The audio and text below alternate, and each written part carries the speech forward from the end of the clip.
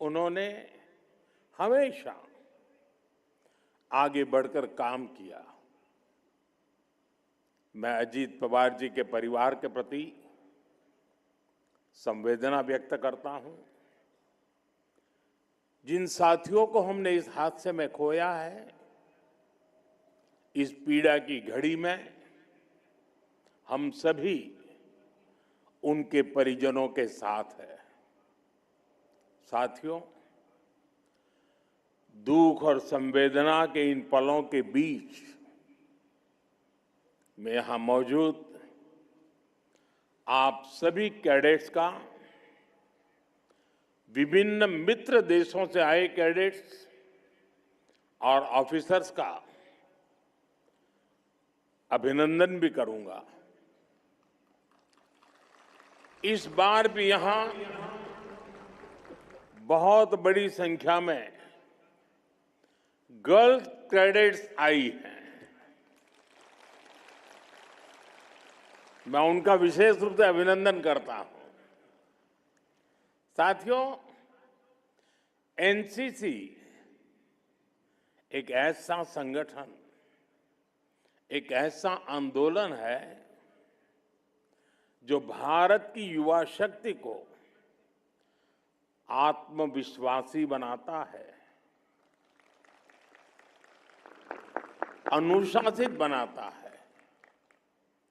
संवेदनशील बनाता है और राष्ट्र के लिए समर्पित नागरिक बनाता है। आप सभी हर साल अपनी भूमिका को और सशक्त कर रहे हैं। बीते वर्षों में एनसीसी कैडेट्स की संख्या 14 लाख से बढ़कर 20 लाख हो चुकी है।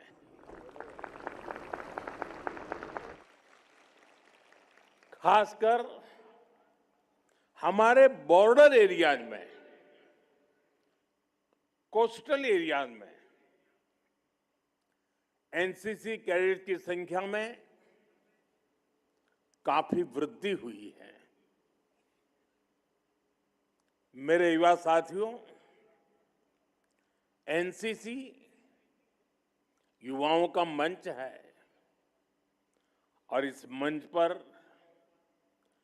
अपनी विरासत को भी गौरव के साथ जिया जाता है। जैसे इस वर्ष वंदे मातरम के 150 वर्ष होने का उत्सव एनसीसी ने पूरे जोश से मनाया है। अपने देश के कोने कोने में इससे जुड़े कार्यक्रम किए हैं। परमवीर सागर यात्रा भी इसी का उत्तम उदाहरण है। आप सभी जानते हैं, कुछ साल पहले सरकार ने अंडमान निकोबार के 21 द्वीपों को अपने परमवीर चक्र विजेताओं के नाम दिए थे।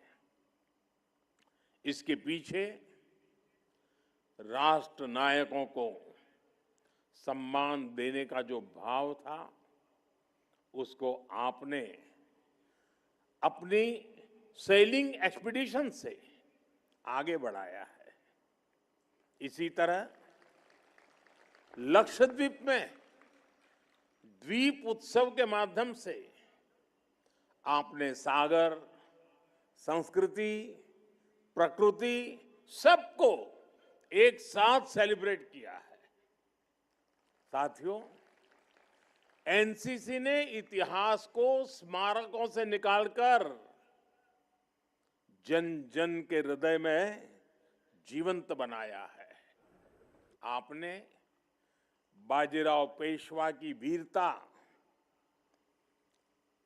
महायोद्धा लसित बोरफुकन जी की कुशलता और भगवान बिरसा मुंडा के नेतृत्व को अपनी साइकिल रैली के माध्यम से जनचेतना जगाने का काम किया है। आपके इस साहसपूर्ण सभी काम के लिए आप सबकी बहुत बहुत सराहना करता हूं। आज जिन साथियों को सम्मान मिला है, मैं उनको भी शुभकामनाएं देता हूं। साथियों, मैंने लाल किले से कहा था, यही समय है, सही समय है। हमारे देश के युवाओं के लिए आज का ये समय सबसे ज्यादा अवसरों का समय है। सरकार का प्रयास है कि इस कालखंड का अधिक से अधिक लाभ हमारे युवाओं को मिले। इसका एक उदाहरण आपने कल ही देखा है। भारत और यूरोपियन यूनियन के बीच ऐतिहासिक फ्री ट्रेड एग्रीमेंट पर सहमति हुई है। इससे पहले Oman, New Zealand, Britain, UAE, Australia और मॉरिशस जैसे देशों के साथ भी भारत ने फ्री ट्रेड एग्रीमेंट किए हैं। ये सारे एग्रीमेंट्स हमारे लाखों करोड़ों नौजवानों के लिए अनगिनत अवसर बनाने वाले हैं। साथियों, आज पूरी दुनिया युवा भारत के युवाओं की तरफ बहुत भरोसे से देख रही है और दुनिया के इस भरोसे का कारण है स्किल और संस्कार। भारत के युवाओं के पास लोकतंत्र के संस्कार हैं। हमारे युवाओं के पास हर प्रकार की विविधता को सम्मान देने के संस्कार हैं। भारत के युवाओं के पास पूरी दुनिया को एक परिवार मानने के संस्कार है और इसलिए भारत के युवा कहीं भी जाते हैं तो उस देश के लोगों के साथ आसानी से घुल मिल जाते हैं, उनके दिलों को जीत लेते हैं।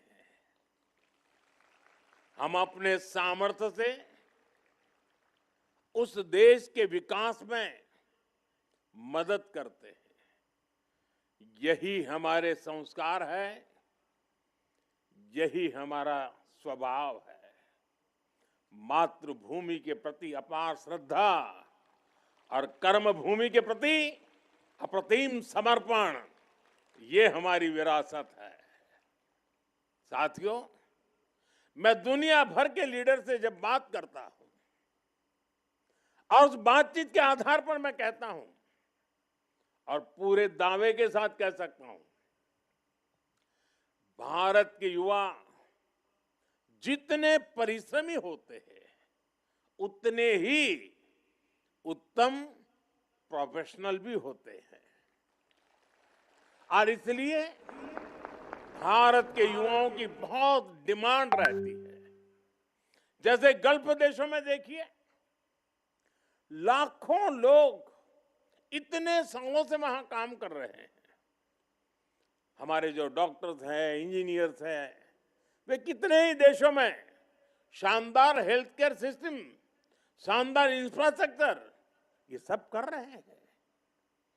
पहले हमारे यहां जो टीचर्स हुआ करते थे, उन्होंने कई देशों के समाज में नई वैल्यू ऐड की है।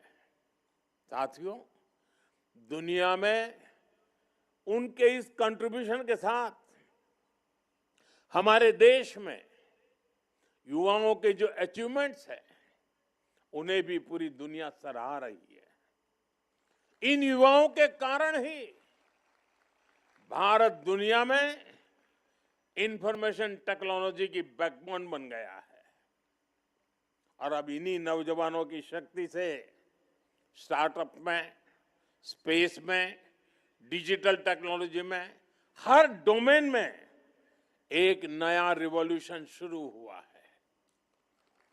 साथियों, अब यूरोपियन यूनियन के साथ जिस एग्रीमेंट पर सहमति बनी है, दुनिया इसकी मदर ऑफ ऑल डील्स के रूप में प्रशंसा कर रही है।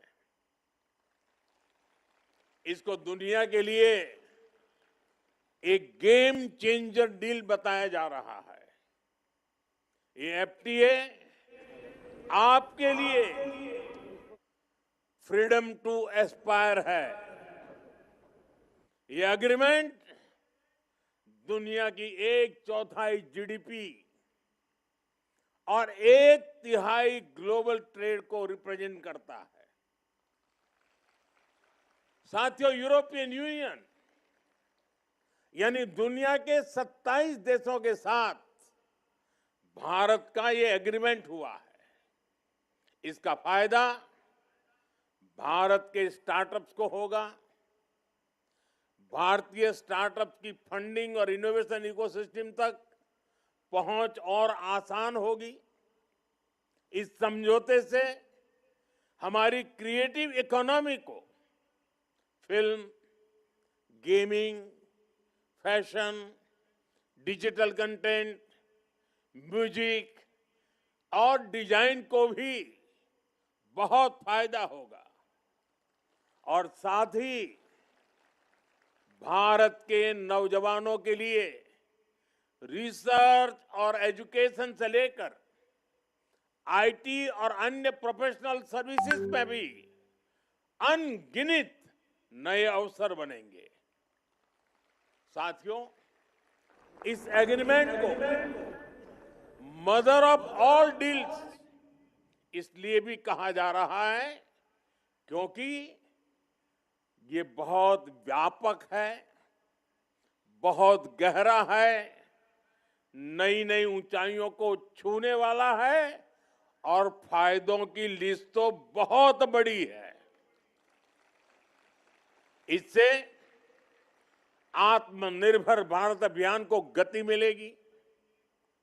इससे make in India, make for the world के संकल्प को बल मिलेगा क्योंकि इस समझौते के तहत भारत के 99%, 99% से अधिक निर्यात पर टैरिफ या तो जीरो होगा या फिर बहुत कम हो जाएगा और इससे textile, leather, James and jewellery, footwear और इंजीनियरिंग गुड्स ऐसे हर भारतीय उद्योग को, एमएसएमईज को बहुत फायदा होगा। हमारे बुनकरों, हस्तशिल्पियों और छोटे उद्यमियों को सीधे 27 यूरोपीय देशों के विशाल बाजार तक पहुंच भी मिलेगी। साथियों, इस डील का एक और मजबूत पक्ष है, इससे भारत में ज्यादा निवेश आएगा। देश में नए इंजीनियरिंग, इलेक्ट्रॉनिक्स, केमिकल, फार्मा और अन्य मैन्युफैक्चरिंग प्लांट शुरू होंगे। इससे कृषि, फूड प्रोसेसिंग और फिशरीज में भी नए निवेश के लिए एक एश्योर्ड मार्केट तैयार होगा।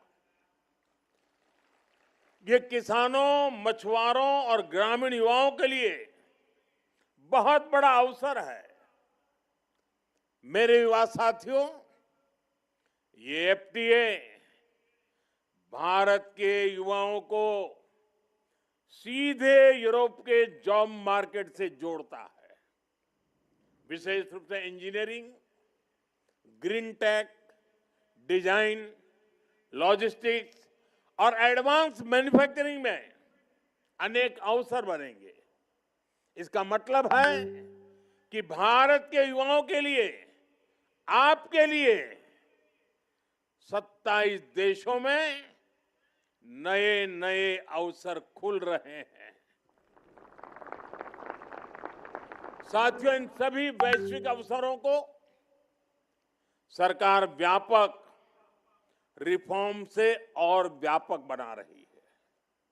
आज देश जिस रिफॉर्म एक्सप्रेस पर सवार है, वो युवा शक्ति के सामने हर रुकावट को दूर कर रहा है और देश के सामने बढ़ते ये अवसर एनसीसी से जुड़े आप सभी युवाओं में ये संस्कार, ये अनुशासन आपके लिए तो ये जैसे सोने पर सुहागा है। साथियों, आपने यहां ऑपरेशन सिंदूर पर शानदार झांकी निकाली है। ऑपरेशन सिंदूर के समय आपके प्रयासों की मैं खास तौर पर सराहना करूंगा। राष्ट्रीय सुरक्षा से जुड़ी उस महत्वपूर्ण घड़ी में हमारे एनसीसी कैडेट्स ने अपनी जिम्मेदारियां बखूबी संभाली है। किसी ने हमारी सेनाओं की तैयारियों में सहयोग दिया, किसी ने ब्लड डोनेशन कैंप लगाए, किसी ने फर्स्ट एड कैंप के माध्यम से सेवा की। आपने यह दिखा दिया कि एनसीसी में परेड ग्राउंड की ट्रेनिंग के साथ ही नेशन फर्स्ट के विचार प्रवाह की भी ट्रेनिंग होती है। एनसीसी से मिली यही देशभक्ति है, यही वो लीडरशिप है जो मुश्किल समय में देश के प्रति पूरी शक्ति से काम करने की प्रेरणा देती है। और यही तो एनसीसी हमें सिखाती है। हम वहीं से सीखते हैं। जब मैं एनसीसी में था, तब मेरा भी नेशन फर्स्ट का भाव ऐसे ही मजबूत हुआ था।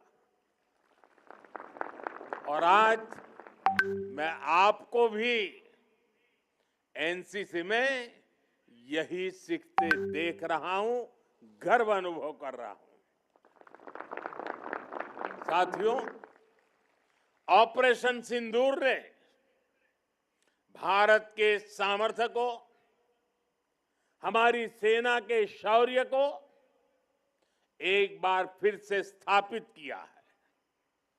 ऑपरेशन सिंदूर ने यह भी दिखाया कि हमारे स्वदेशी हथियार कितने एडवांस और हाईटेक है।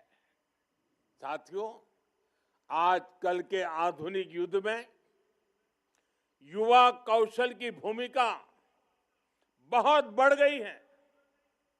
अब युद्ध सिर्फ सीमा पर टैंक, बंदूक और गोलों तक सीमित नहीं रहा है। आज लड़ाई कई मोर्चों पर लड़ी जाती है। आज की लड़ाई कोड में भी होती है, क्लाउड में भी होती है। जो देश टेक्नोलॉजी में पीछे हैं, वह इकोनॉमी में नहीं, सिक्योरिटी में भी कमजोर होते हैं। इसलिए साथियों, एक युवा के तौर पर हम अपने देश के लिए कौन सा नया इनोवेशन करते हैं, ये जज्बा भी देशभक्ति को मजबूत करता है, देश की सुरक्षा में बड़ा योगदान देता है। आप सभी जानते हैं, आज टेक से भी इनोवेटिव नौजवानों के लिए सेनाओं में नए अवसर बन रहे हैं। आज हमारे युवाओं के डिफेंस स्टार्टअप्स कमाल कर रहे हैं। आज मेड इन इंडिया ड्रोन पर काम हो रहा है। एआई और डिफेंस इनोवेशन अब हमारी फोर्सेस को आधुनिक बना रही है। यानी आप युवा साथियों के लिए संभावनाओं का बहुत विस्तार हो रहा है। और मैं आज चाहता हूं सिर्फ यहां बैठे हुए नहीं, देश के कोटि कोटि युवा इसका लाभ उठाएं। साथियों, देश ने अभी 3 दिन पहले ही 25 जनवरी को राष्ट्रीय मतदाता दिवस मनाया है। इस दिन मैंने देशवासियों को पत्र भी लिखा। राष्ट्रीय मतदाता दिवस उस दायित्व भाव का, उस अधिकार का उत्सव है जो हमारे संविधान ने हर नागरिक को सौंपा है। आज भारत दुनिया के उन देशों में है जहां युवा वोटर्स की संख्या सबसे ज्यादा है। जब ये युवा मतदाता बनने योग्य बनते हैं, 18 साल की आयु को प्राप्त करते हैं, तो उन्हें राष्ट्र का भाग्य बनाने की ताकत मिल जाती है। इसलिए अब हमें देश में एक नई परंपरा शुरू करने की जरूरत है। मैं चाहता हूं कि एनसीसी, एनएसएस और मेरा युवा भारत संगठन में, माय भारत संगठन में 25 जनवरी को हर बार एक बड़ा आयोजन किया जाए। इस दिन फर्स्ट टाइम वोटर्स के सम्मान का भव्य कार्यक्रम हो। मुझे पूरा विश्वास है ये प्रयास हमारी युवा पीढ़ी में दायित्व बोध की भावना को और मजबूत करेगा, हमारे लोकतंत्र को मजबूत करेगा। साथियों, विकसित भारत का अर्थ सिर्फ आर्थिक समृद्धि तक सीमित नहीं है। एक नागरिक के रूप में हमारा आचरण कैसा हो, ये भी विकसित भारत का महत्वपूर्ण पहलू है। एक नागरिक के रूप में हमें अपने कर्तव्य को सबसे ज्यादा प्राथमिकता देनी है। जैसे आप देखिए, स्वच्छ भारत अभियान शुरू करने में भले सरकार का योगदान हो, लेकिन उसको आगे अगर किसी ने बढ़ाया है तो मैं गर्व से कह सकता हूं कि इसको आगे बढ़ाने का काम हमारे देश के नागरिकों ने किया है, युवाओं ने किया है, छोटे छोटे बालकों ने किया है। घर के भीतर भी और घर से बाहर भी स्वच्छता एक आदत है, जीवन शैली है, एक संस्कार है। नागरिक कर्तव्य के इस भाव को हमें अपने जीवन का हिस्सा बनाना है। जो सुंदरता हम अपने आंगन में देखना चाहते हैं, अपने शहर को भी हमें उसी भाव से सुंदर बनाना भी है, सुंदर रखना भी है। मैं यहां उपस्थित हर युवा साथी से कहूंगा कि वो सप्ताह में किसी दिन 1 घंटे स्वच्छता से जुड़ा कोई न कोई अभियान जरूर चलाएं। एनसीसी, एनएसएस इसे बहुत बढ़िया तरीके से कर सकते हैं। अपने किसी स्थान पर कोई न कोई एक्टिविटी जरूर प्लान करें। साथियों, मुझे जानकर अच्छा लगा कि एनसीसी ने एक पेड़ मां के नाम का अभियान के तहत करीब 8 लाख पेड़ लगाए हैं। जो पेड़ हमने लगाए हैं वे अच्छे से बड़े भी हो, ये देखना भी हमारा कर्तव्य है। साथियों, हमारी युवा शक्ति का बहुत बड़ा टेस्ट ये है कि हम आने वाले समय में कितने अधिक फिट होंगे। फिटनेस केवल कुछ मिनट के व्यायाम तक सीमित नहीं है, ये भी हमारे स्वभाव में आनी चाहिए। हमारे खान पान से लेकर हमारी दिनचर्या तक एक अनुशासित जीवन शैली भी आवश्यक है। मेरे लिए जानना सुखद रहा कि आप फिट इंडिया कैंपेन को आगे बढ़ा रहे हैं। एनसीसी के कैडेट्स ने स्पोर्ट्स में भी अच्छा प्रदर्शन किया है। साथियों, आज मैं आप युवाओं के बीच ओबेसिटी, मोटापे का विषय फिर से उठा रहा हूं। स्टडी कहती है कि आने वाले समय में भारत में हर तीसरा व्यक्ति मोटापे का, ओबेसिटी से परेशान हो सकता है। मोटापे की समस्या से देश में डायबिटीज, ब्लड प्रेशर और ऐसी कई बीमारियों के खतरे भी बने रहे हैं। इसका सबसे बड़ा प्रभावित वर्ग हमारा युवा हो सकता है। इसलिए आवश्यक है हम अभी से सतर्क रहें। हम अपने ऑयल इंटेक को कम करने का प्रयास करें।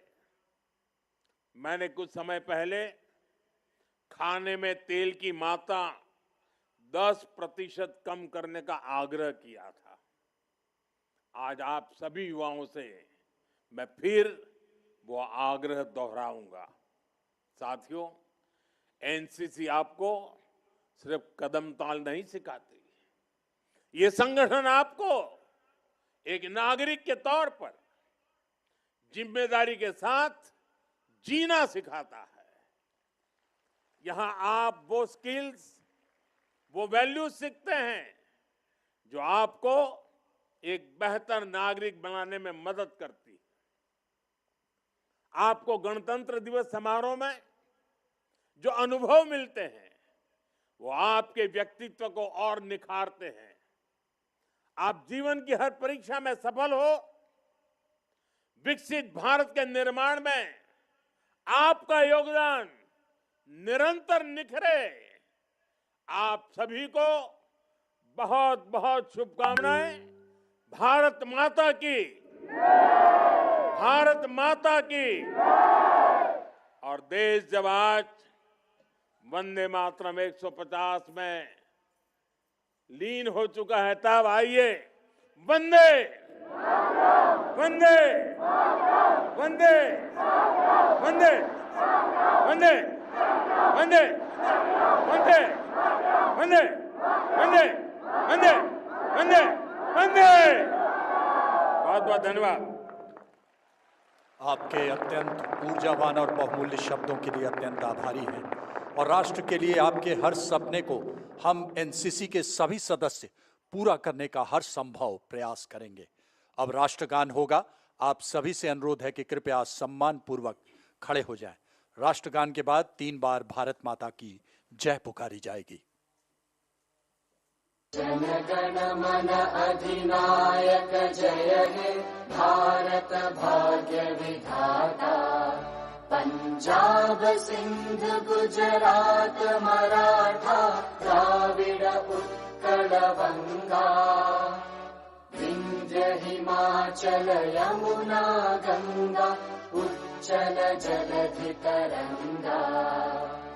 तव शुभ नामे जागे तव शुभ आशीष मांगे।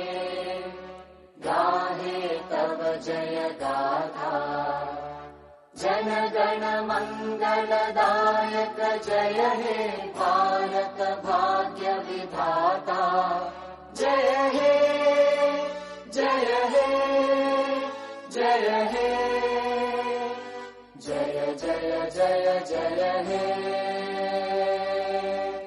भारत माता की, भारत माता की, भारत माता की।